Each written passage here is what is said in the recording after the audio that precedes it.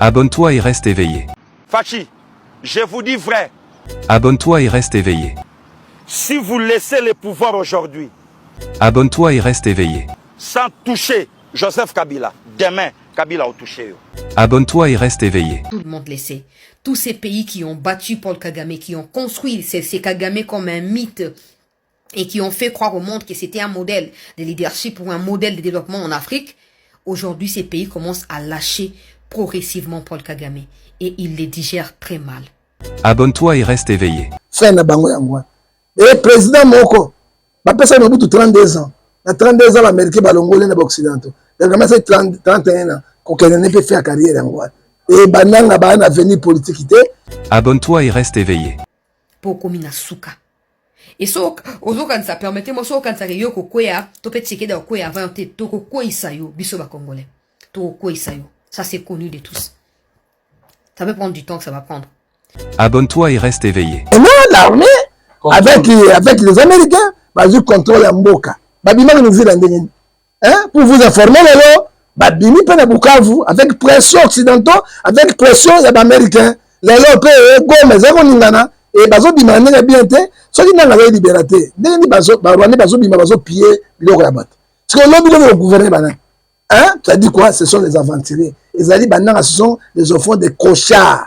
Hein? Au président Lobaki, pour bazan et bandeté na soukate. Ah, Gagame a zouanga na kabang. Hein? Gagame, nzambe Alexei qui doute verset 3, oh, nazanga note na Uganda.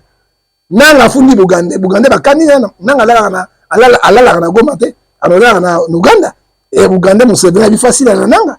Il va arrêter nanga ba respicer nanga tia na Congo. Là on a émission yokanga ya. Donc ba la goma na tongo na butu bala Uganda. Abiswa na Rwanda, Uganda me goma nanga na Uganda. Nous sommes avec les Ougandais na Barwandais.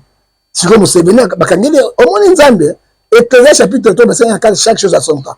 Abonne-toi et reste éveillé. C'est la diplomatie de président Tshisekedi avec les Américains. Les Goma bamaniko bima, Masisi bamaniko bima, Bukavu est très vide.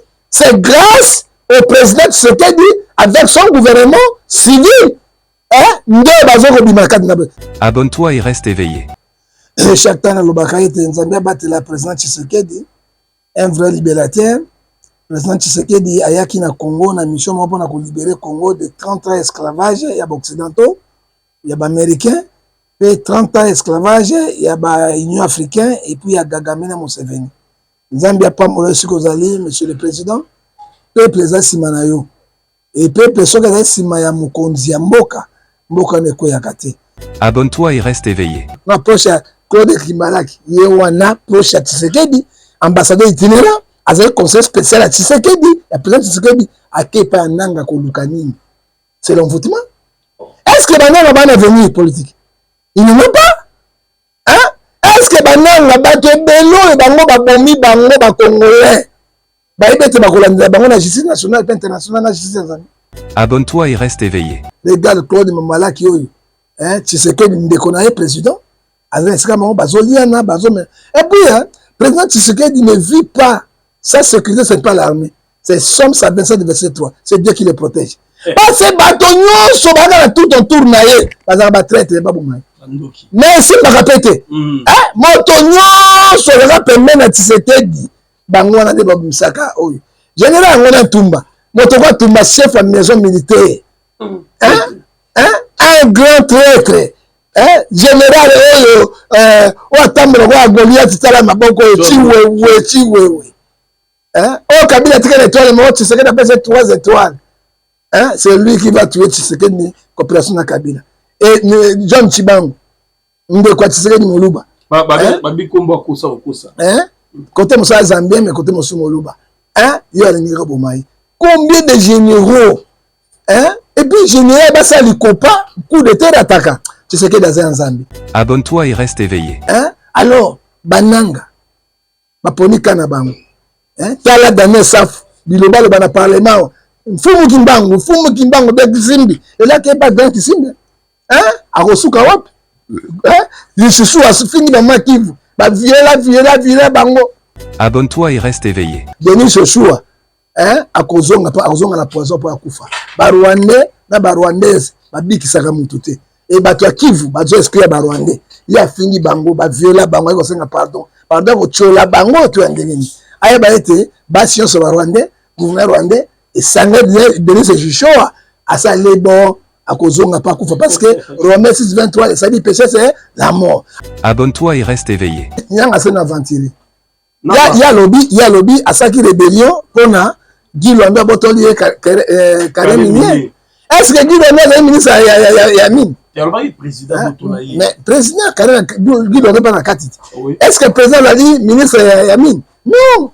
Ezali ko kosela moto makambo pour ba mona yango et puis pour gagana lobby yango à cause ya Karim Minier ndeko ndiko ba bandeko na. Regarde-moi un égaré, un infiltré, nanga au fils de diable, il a la malédiction. Non, ok, parce que s'il n'y a pas un pambana, nanga zali pris un piège. Gagama ici dans l'écho.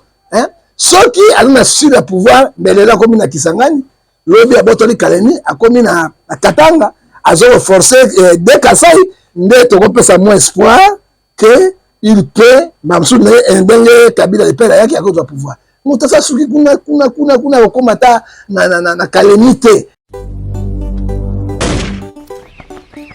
Adressez cette prière à toute la nation congolaise. Les ténèbres ne régneront pas toujours. Bienvenue sur le béton de la République, la chaîne qui défend la vérité, la justice et la souveraineté. Ici, le peuple parle et la République se renforce. Le béton de la République. La voix du peuple. La vérité sans peur. Ici, on construit une République debout, solide comme le béton. Abonne-toi et reste éveillé. Et voilà, bonjour et bonsoir mesdames et messieurs, très chers amis téléspectateurs. Vous nous captez sur nos antennes, Jérémy Louemba, les renards du désert est devant vous.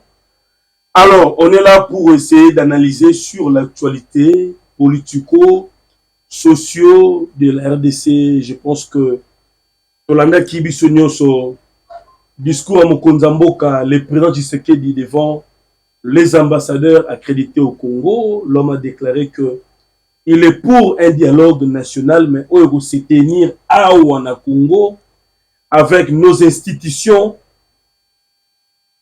comme médiateurs et puis Makamoto le Kamalamu, entre autres l'église catholique par l'entremise de M. l'abbé Cholé, à Top Congo FM.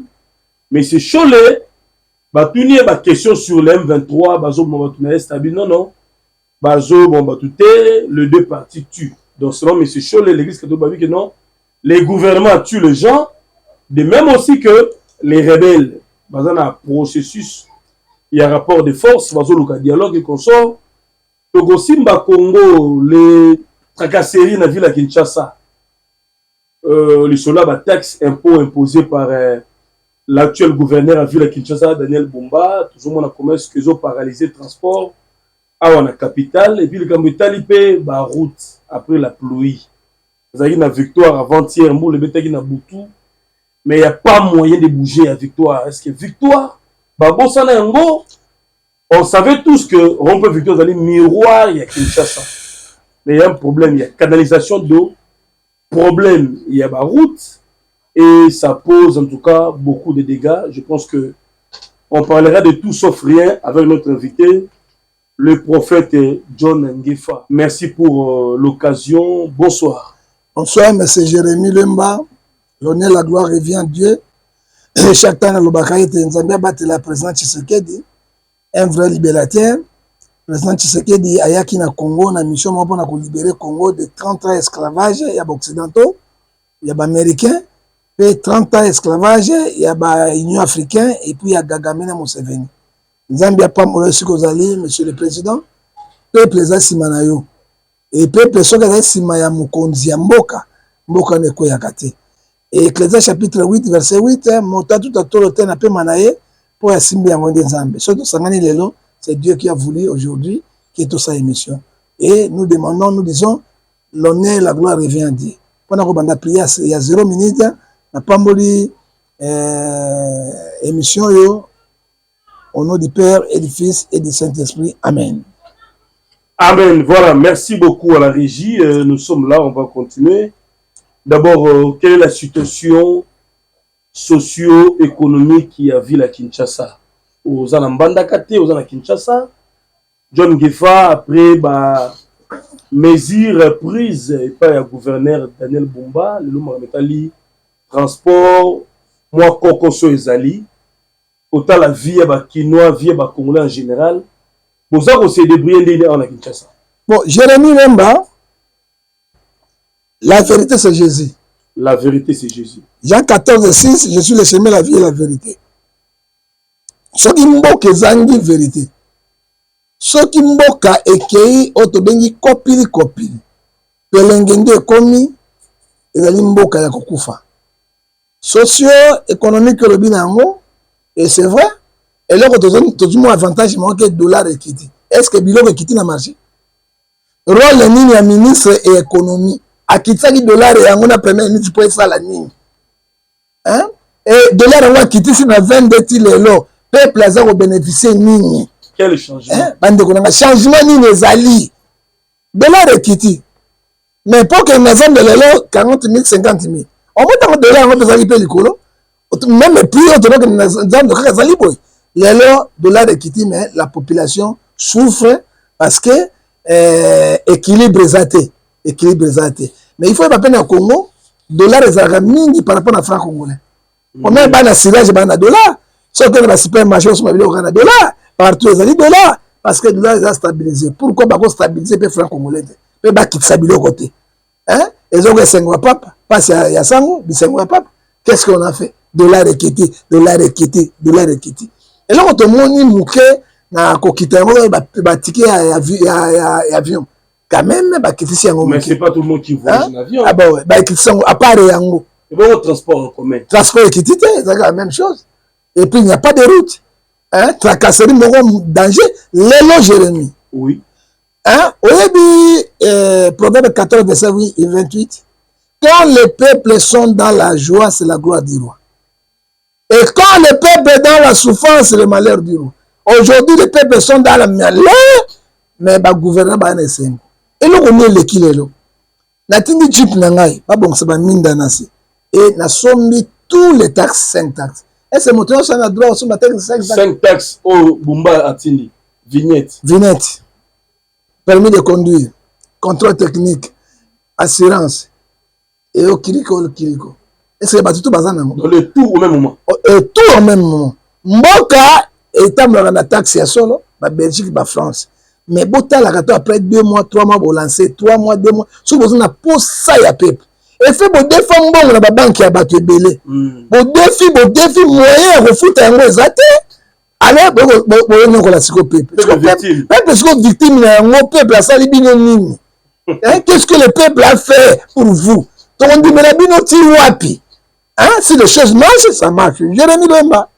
Bache chaque carrefour ya Kinshasa. Dit bateau contrôle, puis basola na minduki. Barrière na bando sonne. Nanzela transport exaté. Bana bazo kende classe ndenge nini. Moto so azali malade anya kufa pa kende mama ye mokini ngalema. Akokende nanzela nini? Vous tuez les gens comme à la guerre est là Kinshasa. Et nous adressons aux autorités, président de la République, premier ministre. Yo ça kanino vani kana biro na yo. C'est toi qui donne l'injonction à tes ministres. Alors, on dit que le ministre est dans Salani. Quand on parle de la population, il y a un bouche bée, tu ne parles pas aux gens climatisés, on vend, mais le peuple aux autres dirigeants. Jérémy Camille, parce que ça mine d'assima. Et dans tous les taxes. Taxes, monsieur Enini, bateau à même camion, yewana. Benga papa yaka no bazo kanga camion. Fourier camion za pembeni. Baye ko menacer ba soldat minduki kaka boy. Tanga na komi. Bolingi ba mettre peuple minduki polani. Camion ngai. Et vani bazo bongisa ba minda. Boka matango bona futa $300. Oyo mboko ina malédiction. Hein? Yango amoni bazo ga guerre te. Ozo pesa président Tshisekedi mokumba monena zo bunda parce que bino bazo pesa malédiction. Et peuple telemi. Mabanga ebandi kobeta soda na zimu nduki abeta na peuple na tuni mo soda mon tuna yo so beta 23 lisasi hein o so beta Rwanda lisasi kuna makasi na bino na peuple alors on to di mango susu te et puis na yebi si commandant na bango et le bozo luka bozo provoquer guerre na Kinshasa bana kini banda bazara bien te awa mabanga bani songa na kalamaki bango na yakite ba yoki kaka bilimbelani mais tant que bomi bango peuple ko yezingi bino bomi bino nyonso alors ekozani hein on peut se faire un gouvernement bibeta beto ezangatina na est kuna mabeta kate pour vous informer ce n'est pas la force de la République démocratique du Congo ou idéologie batonouvira c'est la diplomatie de président Tshisekedi avec les Américains les Goma bamaniko bima Masisi bamaniko bima Bukavu est très vide c'est grâce au président Tshisekedi avec son gouvernement civil nde bazoko bima kati na bino mo bana guerre banda repli stratégique mboka tanga un mètre ni binozwa makasi la population je demande au président de la République le mal est dans la ville de Kinshasa et je demande au son ministre intérieur au cas moité son Nicolozo ya oyoki makambo bimi na Kinshasa au cas moité et au gouverneur de la ville bon je la précaution parce que on a la moni lelo na motuka nanga déjà d'ailleurs rébellion. Allez, merci pour cette première lecture. Le prophète John Ngefa, l'isolo a tracassé dans la ville de Kinshasa, ba vignette, ba assurance. Il n'y a pas de non, le différence, pas ça la progressif. Progressivement 3 mois, 2 mois, ba to la luki ba ko du coup. Na nyongo bino défendre banque, na défendre nyongo na banque. Donc on comprend que ville les a nyongo ba dette. Ba dette belé moyen au foot en ezata la pression de la population victime. Peuple en ça la. Et là on dit peuple ça la gagne. Bilo ba oteka mbongo za ba somba kate bani na bino ya supermarché botomsi ba étranger ba zone ko la population dollar rebelle équité mais peuple ça se retrouver vous êtes méchant alors merci beaucoup John Ngefa to avancer mukie na mboka et avant de commencer la guerre ba ouvira Bukavu Goma mais autant les politiques nationales toujours mona c'est comme si AFC bar M23, où ils ont dirigé par Nanga, Bissi, Makenga et les autres, ils ont malmené le régime à Kinshasa. Ils ont dépouillé la grande terre politique. Tout le monde a dit dans le Safake na Goma. Tout le monde a dit Denise Dussochoa, Azakuno na Goma. Si vous avez M. Claude Ibalan Kiwana, ancien ambassadeur itinérant qui est chef de l'État. Ami et fidèle, le président de la République. Mais à Kena Goma, à Komine Moutananga, à une consultation, il est libre à trahir les Moutouté, à une solution, et tout ça. Quand je vois ça, même les plus proches, le chef de l'État, ça te dit quoi l'homme? Jérémie, la Bible est trop claire. Hein, Jérémie? Oui. La Bible est trop claire. Bible ici dans Matthieu 10, 35 à 36, l'homme aura l'ennemi de Dieu dans sa maison. Celui qui a trahi Jésus, c'était Judas Iscariote, c'est son frère. Il était parmi les 12 apôtres. On a aucun au côté. Là, on a un lobby, on a battu dans le parlement. On a chuté le parlement, non? On a battu dans l'armée. La présidence. C'est là dans l'armée. Donc, comment général et chef d'état-major ex-Nanani, il y a pasteur Chiwa, tokamati Chibango auti wapi tokamati lisusu oyo ndeko propre ya président de la République wazaki chef de maison militaire au nani général nini Katumbito c'est quoi ça azaki wapi so tokamati siko na gouvernement na approche ya Claude Kimbalaki ye wana approche ya Tshisekedi ambassadeur itinérant azaki conseil spécial à Tshisekedi ya président Tshisekedi akepa nanga koluka nini c'est l'envoûtement. Est-ce que Bananga va avenir politique? Il n'en a pas. Est-ce que Bananga va te bello et Bango va bomber Bango va congolais? Baïbete va collaborer Bango la justice nationale et internationale la justice nationale.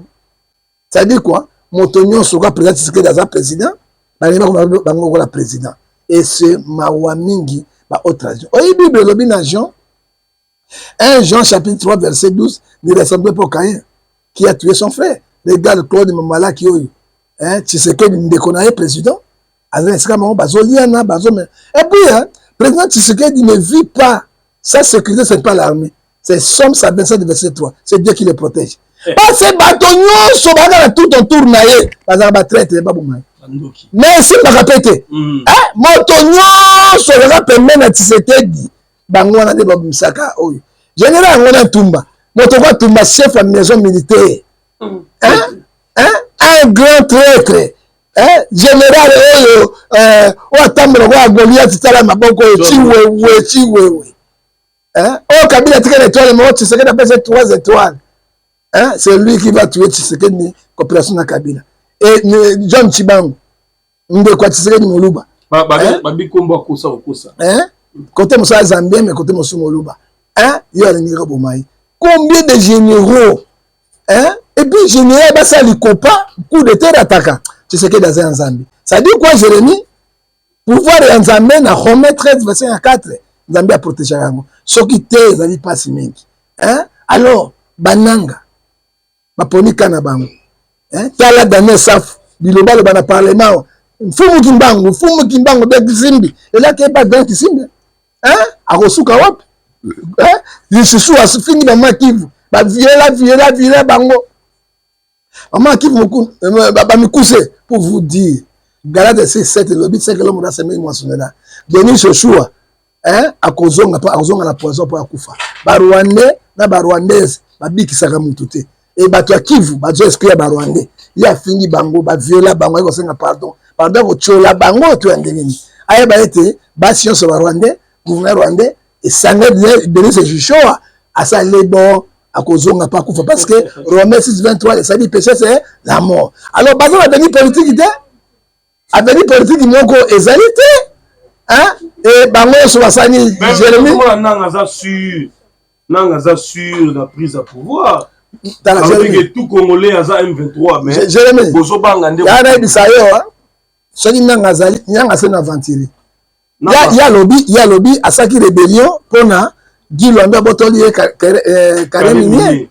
Est-ce que Guy Lwanda est ministre ya mine? Mais président Karen Guy Lwanda pas na kati. Est-ce que le président a dit ministre ya mine? Non. Ils ont recours la moto makambo pour pas mona yango et puis pour Gagama lobby yango à cause de Karen Minier ndezu ndiko pour bande kona.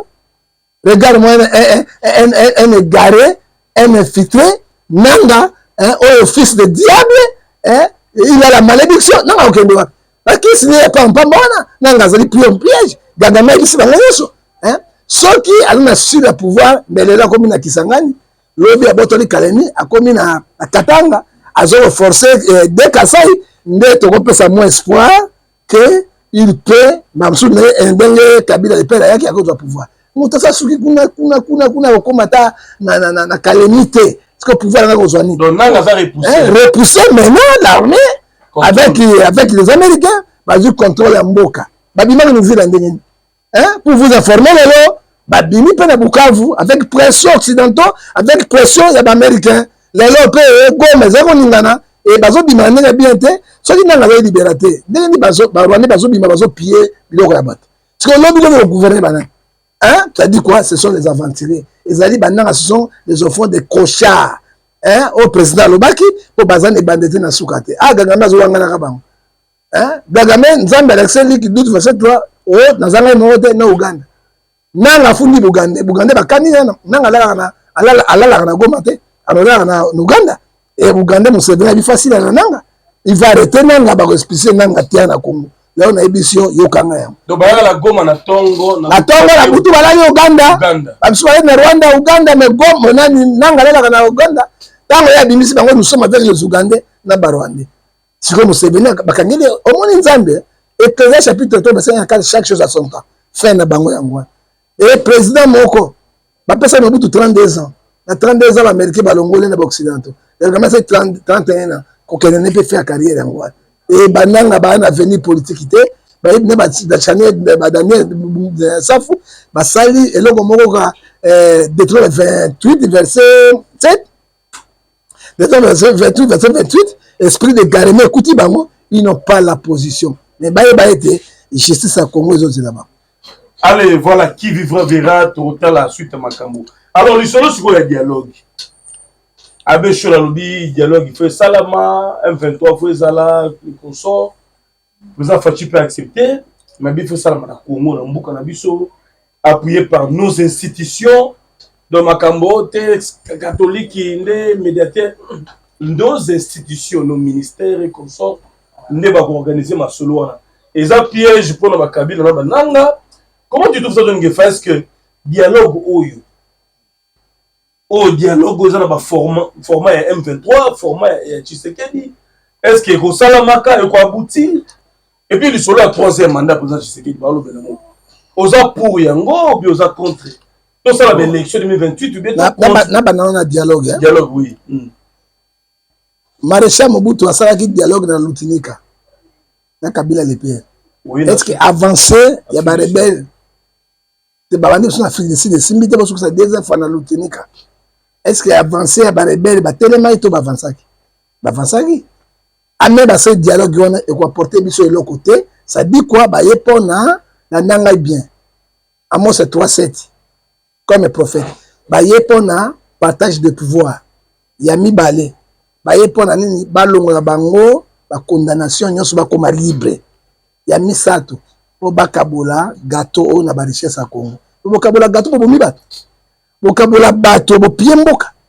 Bokabola bato bo tche bato na ba chaos technique. Hein? Et là on va sur le dialogue. Parce que là sur le terrain, armée congolaise de Wazalendo va avancer. Parce que bon to la territoire butu moi ni colonial. Ba ene sika ko kendezate. Ba ko ba pungu pungu. Lokolo na Uganda, lokolo na Rwanda. Nana Cameroun zo biso sikoyo. Masasi zo beta. Ba affrontement ba Rwanda ba zo kota na Cameroun pesa frontière.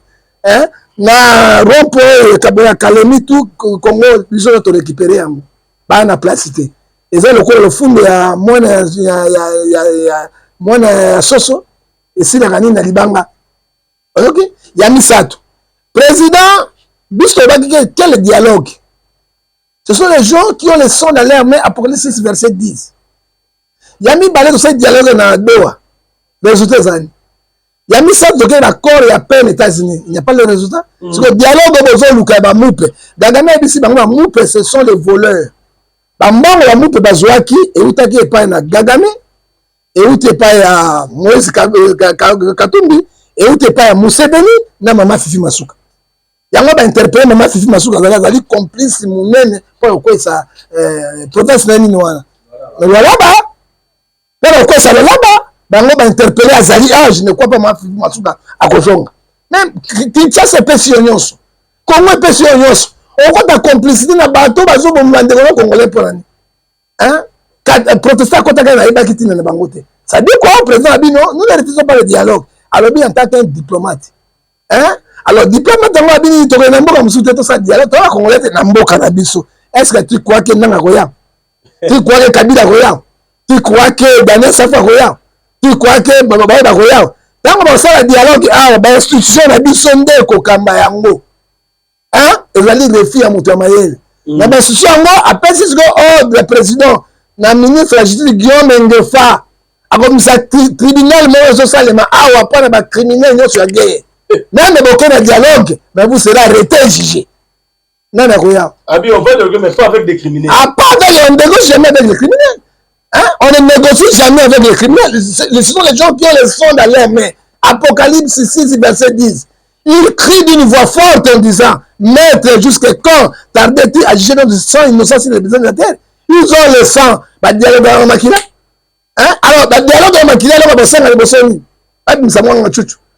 Nous sommes générés nyonso oyo bazali complice na bango lelo so doit avancer parce que nous poursuivons arrêter les infiltrés tozokanga ba généraux tozokanga ba ministre ba ex ministre oyo bazali na trahison lelo on dit que guerre changer donc ça va changer carte parce qu'ils ont les cartes à main président ba to déboulonner bango au moins président Tchuro président mo la poto yanke tozo kanga moko avec une service intelligent ezali président zo kanga bango te mais misala sene so sala musala na ye tout au sur la papa va renforcer sécurité ba renforcer la criminalité ye makaso tozo sur la ngonyo sezo yokana alors on le prend bazakuna alors dialogue négocier avec qui ba rolongola chiwe ba bimisa ye motali ngabo ma président de la république ba longola okwa moto kwa tumba ba bimisa et puis ba radie bango na armée. C'est devenu civil. Oh, tout le monde présente ses confiance. Et puis, quand tu banza, tout le monde te dit banza wana, tiens wana, banza les autres banza n'arrête. Banza n'arrête. Chef d'état-major n'arrête. Ce que le président vous a confiance dans la banane. Le président vous a confiance dans la banane. Alors, président Tshisekedi Kelemawa, ceux qui armés, Romain 8:30, c'est Dieu pour toi, il se rencontre. Il ne vit pas Dieu. Et puis, le dialogue, le président catholique, il va se le cagnosse. va bouleverser le pouvoir. Parce que Kagame a pris son bongo, Museveni a pris son bongo, Maman Masuka a pris son bongo, Moïse Katumbi a pris son bongo. Mais si on dit oui, tu as dialogue et ça les mana Congo, tout le monde a qui est le vrai Congolais, aïe, tout ça dialogue n'a pas. Alors on les a piégés pour Kabila, il y a été papa. Kabila n'a pas battu, mais le président a dialogue, il n'y a pas de ndimi. Ça qui Kabila a dit qu'il est innocent. Mais ce qui a est-ce que justice et le Moli va peine abolir yango et abolir est toujours poursuivi par la justice congolaise. Il y a mis la justice contre la criminalité de guerre. Ezali Awa, président bien, très bien, le ministre de la justice, sous l'instruction du chef de l'État. Pas question de pardonner. Pas question, il sera jugé. Bateau, il va te belé, on va saccager, génocide. Plus que guerre à 40 à 45, plus que guerre à 14 à 18. Comment on peut laisser les criminels comme ça? Alors, sur le tiki, il y a impunité. Oh, Makamoto, ça qui yango, na maréchal Mobutu, oh, ça qui yango, na Kabila le père, hein, et bateau na bazo, la perdre, va être cher. Tu vois, na makila, boutique, la gaga boy. On va dire, Misabino, non. Alors, John Gefa débat sur les élections 2028. Va organiser l'élection, ou bientôt sauter en haut, par rapport à la réalité sécuritaire. Bon, nécessairement, Jérémy. Est-ce que troisième mandat, toi, à côté de la présidence? Non. Quel est votre avis? Avis Nangezabou. Oui. Il y a Liboso, on doit changer la constitution. La constitution était fabriquée, créée par Rwanda, Ouganda, Louis Michel, avec Kagame, avec Kabila. Tout modifier la constitution. Il ne faut pas modifier la constitution, il faut déverrouiller l'article, ça va avoir avantage. Donc, l'ancien président, il faut $680 000. Yanni, par mois, Yanni. 680 Yanni. Président Sénat aura $350 000 à Salakani. Président Parlement, $320 000 à Salakani. Et Basouda va en fond. Obazobunda, il touche combien? Les fonctionnaires, ils touchent combien? Hein? Les professeurs universitaires, $1 500, ils touchent combien? Un moto est vendu Kagabo. Mais Moutombola, Namo quitte ça. Namo quitte ça. $30 000. Yanni. Député national. Sénateur, c'est la même chose. Yanni.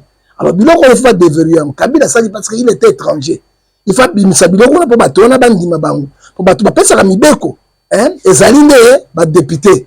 Hein? Pour troubler Bango. Et là, autant on te dit, moi, on a dit. Et là, Matisse, soldat, salaire 3 fois. À participer à la fonction publique, salaire 3 fois. Hein? Parce que, à ce moment, la souffrance, il y a peuple. Alors, pour nous, il y a un mandat. Tant de toucher la constitution, des mandats président Aksala qui nous secoué. Nous secoué à 0. Oh, tout à Salakini, on secoué. Mais les gouverneurs provinciaux, nous secoué. On commence tout à 0. Président Bani Mandasi. Après 2018, ceux qui vont toucher la constitution. 2028. Tu vas toucher la constitution. Parce que c'est là. Des mandats factuels. Mais quand on a bougé la guerre, le premier mandat de 2 ans et demi, tout ça qui n'a Covid. Il n'a rien travaillé. Mandat, j'ai mis dans les pratiques, il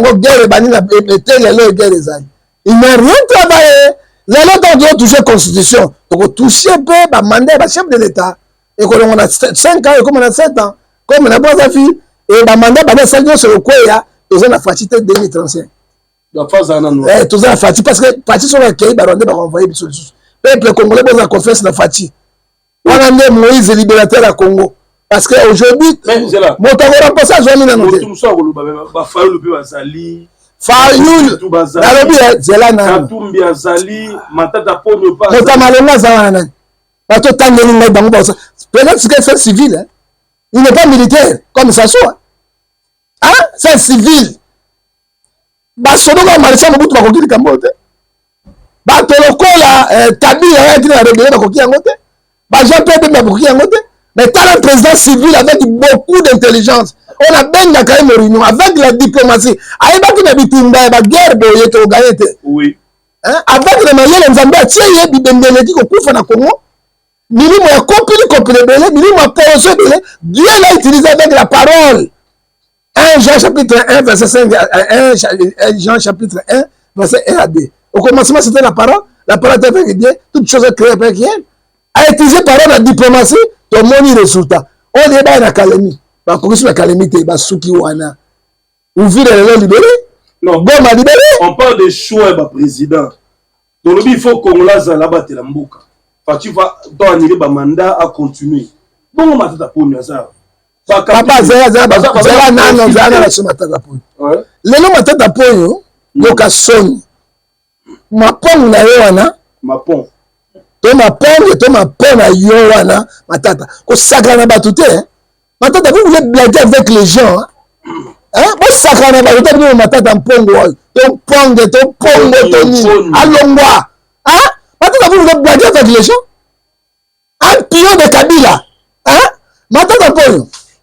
Bapesi yo mbongo osala ya 1000 écoles na Congo. Combien de millions bimisaki yango? Otongi d'école combien? Matata mponyo. Batindi osala 24 universités modernes na Congo démocratique. Otongi université combien? Okotonga na mboka na yo? Na Kindu pa ya mama na yo pa tata na Burundi. Hein? Matata poyo, ko blague na bato te. Okati bato ba mbongo ebele tu gérer la République de Maël ma besoin sans bon wana. Papa so ça ba stade. Oya bandela ngo train na chele. Combien de stades na mboko to bimisi ba millions de millions. Matata poyo, maponge des millions yo na modèle yo na mboko ya gouvernement. Hein? Yo est un muibi. Hein? Un incubateur, un fraudeur. Hein? Ya ngata mama kolokola eta. Oko buka na kola ko ba sota monango, hein? Mbongo ya bokanga lonzo ba millions kende wapi. Lelo parc agro, amba fasa na agro industriel. Matata po mbongo kende wapi. Lelo bakangi na sambisi yo okimi na nzela boîte ya Brazzaville. Olata ni bilama mwasi na liputa oche mabele. Bazui obichu, bakaleso bazui basi asima bavimbisi ba kote bele, olati yango na jean. Okola mwasi, yo matata po yote. Déguisé. Ah, aujourd'hui la rouge est voté awa. On connaît que le moteur est au 4 5 na boîte. Na kinani na suka. Ah, na nzela ma suka ya matata po yote. Na kinsuka. Ah, na kinsuka, yo matata po yote. Hein? Ba beto tanjo bisima ngone no vimbisa ki yango oye ba Congo. Lelo ke na ele fi, o banga ta ko banga te, un escroc volé du bateau, o ba l'ennemi du peuple congolais, ba traite. Oh, moi j'ai fui parce que la gestion est mauvaise. Il y a un cabinet de gestion qui m'a. Hein?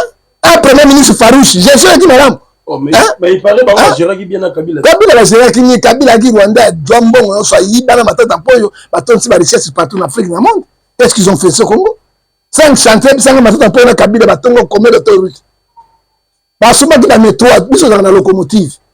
Hein? Sur le temps, ça tout. Sur comme une matade, ils ont le tout le monde en gros. Hein? Là, mboka le quoi chopé na TGV. Mboka le quoi c'est na TGV. Maroc ne parlons même pas. Hein? Là, mboka somalien na TGV. Angola na TGV. Sont toujours restés à bon. C'est quoi bis? Maintenant un peu moins vite. Là, il accuse notre président de la République. Oh quand même tout le monde a fait mosala, ils ont salé manenge koki. Au moins bino ba étranger. Oh bino ba mboko. Na kombo na Yesu mbongo Kongo pesa bino na kombo na Yesu richesse bino pays bo pia na mboka na kombo na Yesu bato bo sakaja bo boma na kombo na Yesu baso bo viola bo kata bakingo na kombo na Yesu. Somme 33 verset 33, Somme 3 verset 33 34. Le bonheur se trouve pas dans la maison des chats. Boko futa yango. Soki bino futa ko basi na bana bino ba futa yango. Tu n'es pas modèle. Tu n'es pas modèle. Yango moni akini meilleur candidat pour la présidence. Azate, mais c'est parce que Fayoulou bazo la chance 2 fois. Il a raté, c'est fini. Fayoulou la bosse na président a. Na mboko le Fayoulou la bosse na ye a cause wa kateli susu. Il a raté. À part Fayoulou, to la moto musu teke le meilleur Tshisekedi. Bongo Katumbi par exemple. Katumbi a congolais papa. Hein? Katumbi zambienne maman na ye. Papa na ye te la vive. Chaque jour que chaque année dans la bouquet de fleurs c'est pas papa naïe papa na mon liberté est-ce que là congolais de père demain pourquoi bino bino nzembe la mboko Congo Congo ça la bino to boy papa ya te pose la babugumes pose la chef de riz hein ba chef à quartier to boy bino te boni ka nini ya ba république pour nani moi ça c'est là qui gouverneur Katanga il n'a jamais arrivé ministre parce que ba il est étranger. Hein? Il n'a jamais arrivé ministre. Poste à premier ministre, hein? hein, moto la bima de pas naé, Samba Lukonde, avec les compétences naé, des choses qui ne connaissent, qui ne savent pas, yoka, bako sabino la, bazobole, bozobane, yoka no Moïse Katumbi, na lingala ebité, hein, a ebité lingala te, c'est bon, c'est bon, te, vanda kimia, monsieur, c'est bon, yo lingala touché bateau, vanda kimia, vanda kolinga, va touché bateau, vanda kimia na yo, vanda kimia, des gens qui, la nation ne pardonne jamais les traites, hein, nana bengana Moïse Katumbi moto te nana bengana ki Kabila moto te maman Olive awa chuka nana bengana maman Olive moto te la Bible revient à biso Proverbe 28 verset 1 les méchants fuient eux-mêmes sans qu'on les poursuive moto mabe ki maraba bengani nana bengana Moïse Katumbi Serge Kikundi awa nana bengani Serge Kikundi ba traître nana bengani bang frère John wa bengana Daniel Safou, nana bengani. Hein? Oh, monsieur Soto, ambassadeur itinérant. Oh, prochain président Claude. Oh, ma fakala. Oh, comme nini? Ibalaki. Oh, comme Ibalaki. Comme moi, suspect. Nana bengana kiba. Deutéronome 28 verset 1. Et ce qui nous sabam. Et puis nous sommes les vrais Congolais. N'a pas la mission. Tous les derniers chefs de l'État. Nous disons ceci. Le président Tshisekedi n'a jamais travaillé. Tous les monteurs ont repassé le président Tshisekedi. Tous ce sont des faiblons, des faibles. Alors, Tokei Naye, 2035, dans la commission Bokandenge Koki, et il doit partir. Mais pour aller là, le président Kennedy. Pression, vous m'attendez bien. Pression, vous m'attendez bien, parce que vous êtes peuple de Votarabango. Tout le monde est protégé, vous êtes tant on a bazo kata bato kingo, nanga bazu maman bakandi, bakati fumangani, balongo le tuetre, mais sobo pour les nanga ne regardez pas. Un, deux, trois, bazo bimana ba Rwandais, bazo piller bato, bazo boma bato. Nanga mona kate, bisi mona kate, ye wiringo me basali, bazo basali, Kabila mona kate, basali ya Gagame. Gagame a boma bino nyonso au nom de Jésus. Romains 7:23, et ça dit péché c'est l'amour. Donc il faut on va vous libérer, mais est-ce qu'ensuite c'est ma arrestation, ma Chadari, maintenant coup, tout bakenda. Loi et le biboui. Oui.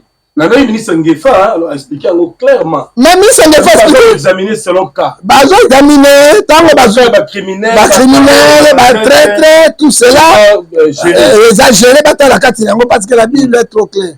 L'article 12 de la Constitution. Tout Congolais sont debout devant la loi. Même Ngai.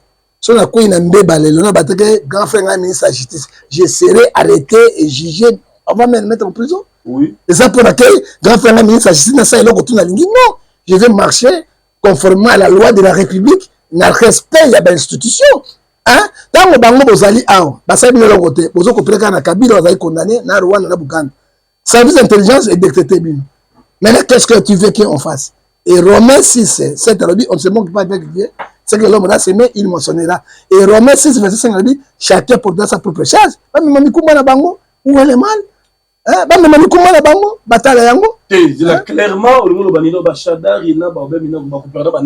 Batuna Bango, qui a fait Chadari? C'est Kabila. Même ça, Obemina au président parlement, c'est Kabila. Motonamoni a malamu kimbuta kota na makamwada. Parce que la moni kimbuta zunyo bambongo na ya comme vieux, avant na ya mbongo na teliwana pour que batangi kimbuta. Même dans la kina bango, aponi kana à la casse de la République. Qu'est-ce qu'on pourrait dire? Et bah traité yonso papa dit que 12 et 3 bah kobi ma polele nyonso il sera traqué et bah okima bango mo wata ba bengani bango. Allez, voilà, on va poursuivre tous les serviteurs. Jérémie, tous les serviteurs, des serviteurs bah pourri. Quand tu dis beaucoup mes serviteurs de Dieu, il faut tanga bango. Église Koufi, na ba serviteurs, bango bonga bato banyao. Bango sa biloko moko zomona, je ne sais pas, et nous demandons au ministre de la Justice. Tiens ordre dans l'église. Il faut tiens ordre, ministre de la Justice. Tiens ordre dans l'église. Trop, c'est trop. Trop, c'est trop. Comme ça, là. Et vous avez encore la scène. Le moyen le plus facile pour escroquer comme église. Hein? Le moyen le plus facile pour escroquer comme église. Et comme église. Alors, l'église, qui est qui? Il faut pas identifier qui est qui. Basouké Belé, Batia Bachoko, Bassi la Bible, Matthieu 25, verset 5, 24, verset 5, plusieurs viendront sur mon nom. Et Matthieu 7, verset 16 de l'objet, vous les reconnaissez par leurs fruits. Escroquerie. J'ai mis, moi je travaille. Au moins, nous avons aux Osala. Au Osala, nous avons des autoki pour défendre la nation. Dieu est capable de nous bénir aussi. parce que nous travaillons. Moi, je suis un prophète, pourquoi je n'escroque pas les gens? Pourquoi je n'escroque pas les gens? Parce que la Monique, ceux qui ont escroqué bateau, Proverbe 15, verset 3, les yeux d'intérêt, tout lié, ils regardent bien. Guillaume Ngefa, le ministre de la justice, mais parmi eux, aux pasteur, moi, au Ponarabaka, ou aider. Quand vous êtes rejeté. Non, tout est gagné sur Jérémie. Si on a bâti, c'est Ayambolat. Joël chapitre 2, verset 12. Nous sommes venus, ça passe au hier, c'est la vérité. Là, il fait mon pasteur, moi, bien dans la poto, Aïba Kosingaï. Na koti bandako nganga na bomi ya nganga mwasi na petit sœur nganga mère nganga kufa nazaki na Brazzaville ba personne kisi na kena Benin na Vodou na kena Angola na nati ozoluka nini ka bato batonda na église ajoka ba succès alia ka makila bana basi ya règle soka tchem sapibote règle bimi abane ko liango pour chercher quoi le lo qui se balou qui na ye petit anglais ko expliquer no 10 minutes boka yango ayebi place ya okendete. À quoi sert un homme de gagner tout le monde supernational? Quand nous parlons, toujours le baboué, et les bateaux, et puis Ami Balé, Mboka mon côté na mona ba finga autorité de Kolabi, Congo démocratique. Hein? Pour finga président, maman présidente, premier ministre, ba ministre en fonction, na Brazzaville. Na okoyoka bazofinga ministre te bazofinga président te Gabon ndenge moko Macron abala kokobal mais ata jour moki ba français bazofinga Macron te ezali choix na ye mais bino bozokenda Gilondo wapi ministre Gilondo asali bino nini ministre Ngefa asali bino nini Jean-Pierre Bemba asali bino nini sont les vrais ministres qui ont fait ça. Ils ont défendre le ministre. Non, quel est compétent?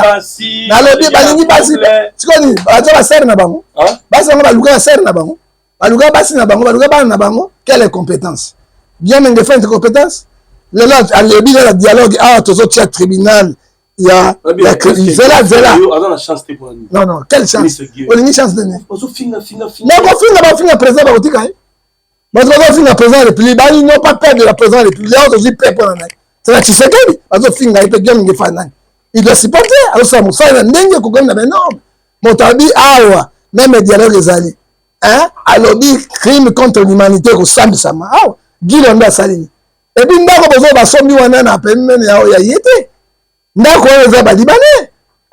est-ce que Gilondo, qu'est-ce qu'il a fait? Alors ça me semble que Kogome Azali n'a parti n'a pas pu munene oyo Azarebe oyo soutenir le président de la République IDPS au foutu batubambongo partout on a dit des bots déstabilisés papa on zanda simbi de okaite Gilondo pris Gilondo binzambe papa social aidaka parti pas aidaka nation congolaise ba oyo babi exode 2016 tu ne portais pas de faux témoignages avec ton projet papa osanga ipinte makokuta na Gilondo ministre akoluka bokuta na ye okozongo seki aibi place ya peuple aibi place ya moto oyoki moto ndenge wana nde botelemela ba ministre compétent on a des compétents de bazane belé bolobanga na bango te o bayoka na kate ils sont là pour bouffer l'argent de l'État inutilement. John Ngefa, réflexion ngolo les Camboyo na moni ba imposer na ville ya Kinshasa moto nyonso ipare za décision ya Daniel Bumba avant chaque mariage civil.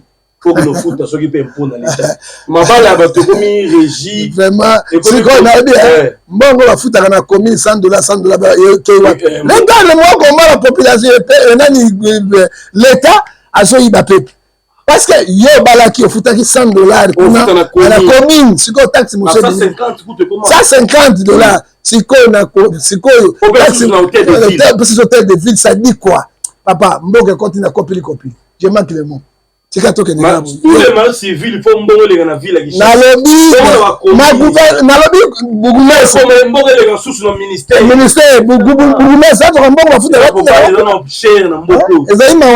on n'arrive pas à comprendre. C'est la fin du monde. L'État veut récupérer. L'État, soit l'État a récupéré la taxe minière. A récupéré la douane. Na OCC, na ba péage, l'État mais la population c'est impossible. Et puis matière première to yoka les pays les plus riches, ba combattre, ba compter, ba la bon weekend wapi. A récupérer quoi non la population qui souffre. Nous sommes pas d'accord de ça. Alors merci beaucoup.